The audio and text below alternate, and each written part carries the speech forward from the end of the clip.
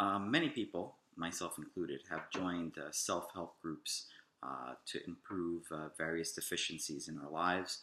And I myself have paid many thousands of dollars to some of these groups in order to accomplish that. And ultimately, these groups do provide some benefit, but clearly, oftentimes their sales techniques are questionable, sometimes very nefarious, and you need to be very careful.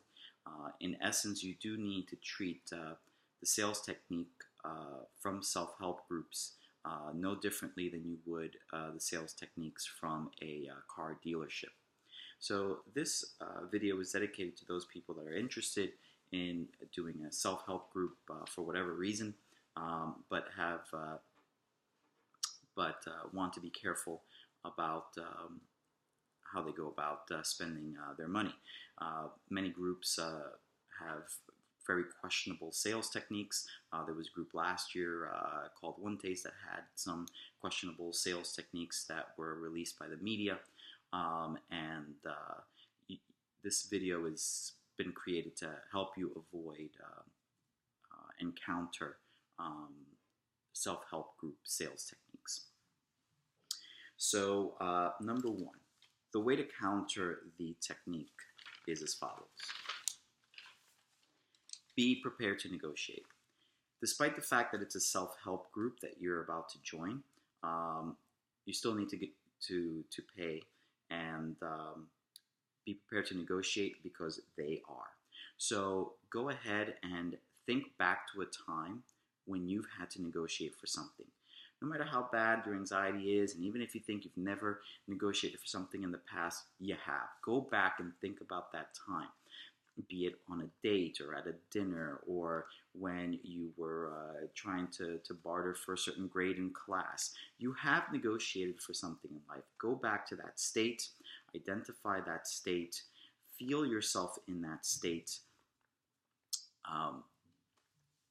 really hear how you reacted in that state, and draw from that inspiration to get you ready to negotiate with these self-help sales people. Okay, so that's number one. Number two, know your facts. Let's be honest. Most of the material in these self-help courses is soft material. Very little of it was researched or independently verified. There is not a lot of hard material. It's not like they made a product in a factory. Therefore, the price should be negotiable. It's everything about a self-help group did not come with a fixed price. So a lot of it is a rehashed and regurgitated literature that's lying around. So realizing that, they should be able to come down on the price of their course. If they don't come down on the price, you might want to ask, why is that? If they tell you that the price of the course is what it is, that's actually honest. And that might be a good group to join, because what they're telling you is, hey, this is what we charge, this is it. It's like walking into a Lamborghini dealership. You're only going to get a certain price for it, very little wiggle room, it's a very clean way to negotiate. But if you have heard that they do come down on the price with other people, or that they've had sales before, then you know that there is wiggle room. And if they're not willing to give you wiggle room at all, then you should call that into question. The next thing is realize that all of their claims are soft claims that don't really have much backing. They say they're going to change your life. They say they're going to be a better person. Well, there may be some truth to that, and you may walk away from these courses with some new ways to interact with people. It's not like the most successful people in the world or the happiest people in the world all took one of these courses. So just remember that their claims are soft and there's no real evidence for it.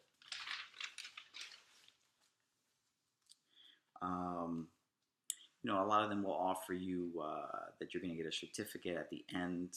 The certificates are usually not any real value.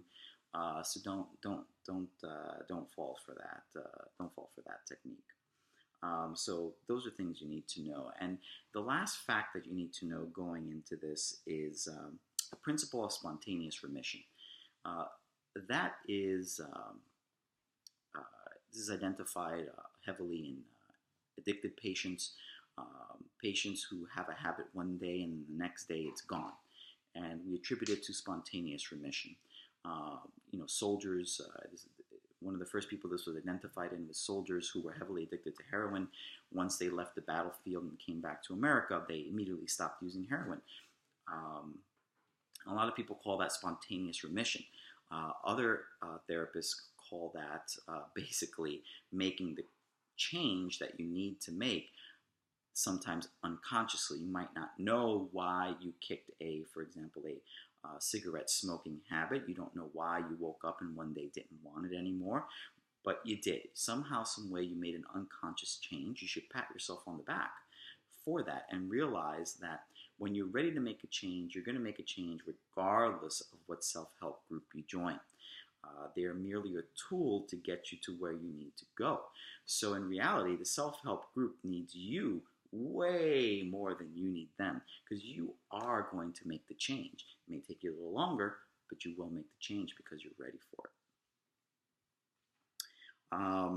So those are things to know going into the sales pitch.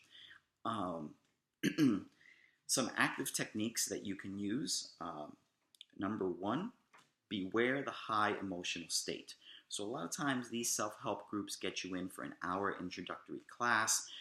They talk about some very triggering things.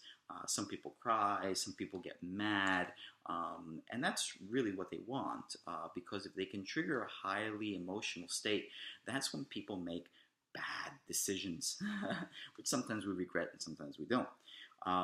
And so you want to be careful. So if you're a person who spends money in a high emotional state, you want to tell them, hey, listen, I'm not going to buy anything today.